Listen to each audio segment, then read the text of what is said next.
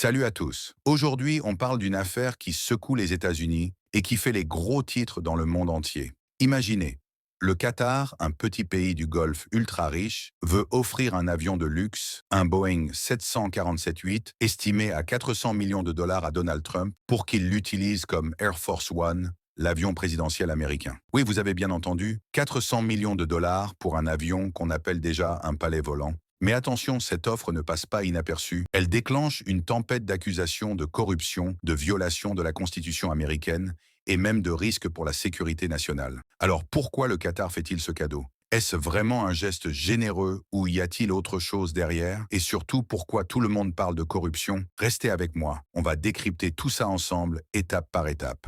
Avant de plonger dans les détails, un petit rappel. Air Force One, c'est l'avion officiel du président des États-Unis. Ce n'est pas n'importe quel avion, il est équipé de technologies ultra sophistiquées, de systèmes de défense contre les missiles de communication sécurisés, et il doit respecter des normes militaires strictes. Les deux avions actuels, des Boeing 747-200, datent des années 1990. Ils sont vieux, et Trump n'a jamais caché qu'il voulait un nouvel avion, plus moderne, plus classe. Boeing travaille sur deux nouveaux Air Force One, mais ils ne seront pas prêts avant 2027 au moins. À cause de retards et de coûts qui explosent, on parle de 3,9 milliards de dollars pour le contrat. C'est dans ce contexte que le Qatar entre en scène avec son offre. Mais pour comprendre pourquoi ça fait polémique, il faut d'abord regarder les faits. D'après plusieurs sources, notamment ABC News et le New York Times, le Qatar, via sa famille royale, propose de donner un Boeing 747-8 aux États-Unis pour que Trump l'utilise comme Air Force One pendant son deuxième mandat. Cet avion, c'est une véritable merveille. Deux salles de bain, complètes 9 toilettes, une chambre principale, une chambre d'amis, des salons, un bureau privé et des sièges en cuir crème et beige sur 2 étages. On l'appelle un palais volant pour une raison. Sa valeur, environ 400 millions de dollars, ce qui en ferait le cadeau le plus cher jamais offert par un gouvernement étranger à un président américain. L'idée, c'est que cet avion serait utilisé temporairement jusqu'à ce que les nouveaux Air Force One soient prêts. Ensuite, il serait transféré à la fondation de la bibliothèque présidentielle de Trump, ce qui signifie que Trump pourrait potentiellement en garder l'usage après son mandat.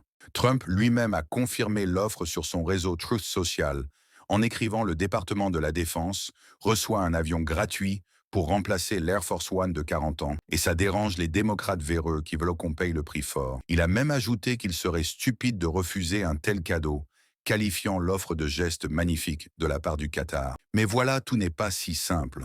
Le Qatar, par la voix de son attaché de presse aux États-Unis, Ali Al-Ansari a tempéré les choses en disant que l'offre n'est pas finalisée. Les discussions se poursuivent entre le ministère de la Défense qatari et le Pentagone, et aucun accord n'a encore été signé. Pourtant, Trump semble déjà convaincu et il a même visité l'avion en février 2025 à l'aéroport de Palm Beach, près de son complexe de Mar-a-Lago alors. Pourquoi cette offre fait-elle autant de vagues? Passons à la partie la plus croustillante, les accusations de corruption. Pour comprendre les accusations de corruption, il faut parler d'un article précis de la Constitution américaine. L'article section 9 clause 8, aussi appelé la clause des émoluments étrangers.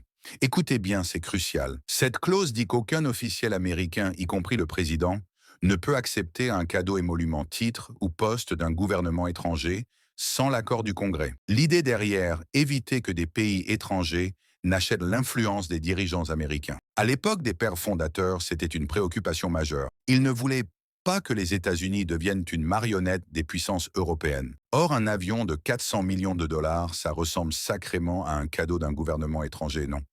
Et pas n'importe quel gouvernement, le Qatar, un pays avec des intérêts stratégiques majeurs aux États-Unis et dans le monde. Les critiques, notamment les démocrates au Congrès, disent que cette offre viole clairement la Constitution.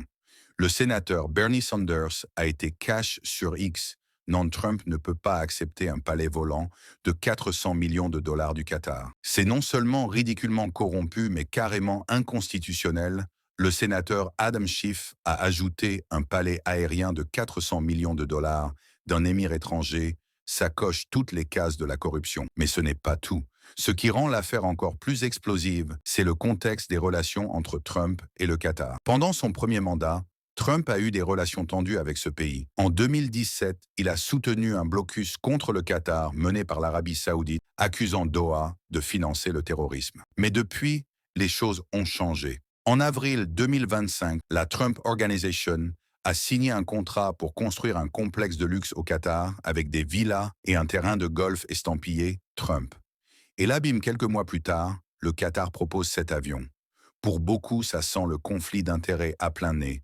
Ajoutez à ça un détail troublant, la procureure générale de Trump, Pam Bondi, qui a donné son feu vert légal à l'offre, a travaillé comme lobbyiste pour le gouvernement qatari pendant le premier mandat de Trump.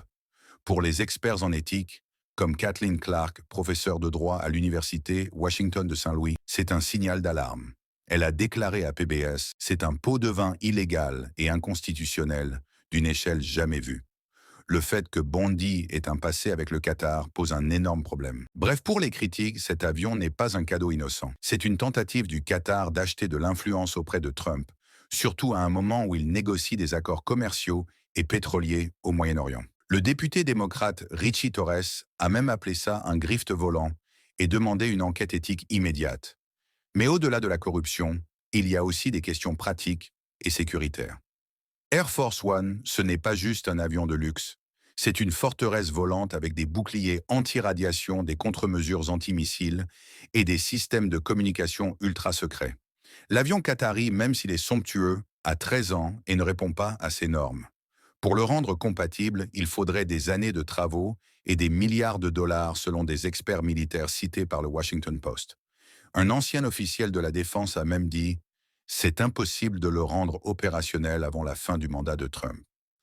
Pire, des sources au sein du Secret Service rapportées par CNN qualifient l'idée d'accepter un avion étranger de cauchemar sécuritaire. Pourquoi? Parce qu'un avion offert par un pays étranger pourrait être équipé de dispositifs d'écoute ou d'autres technologies compromettantes.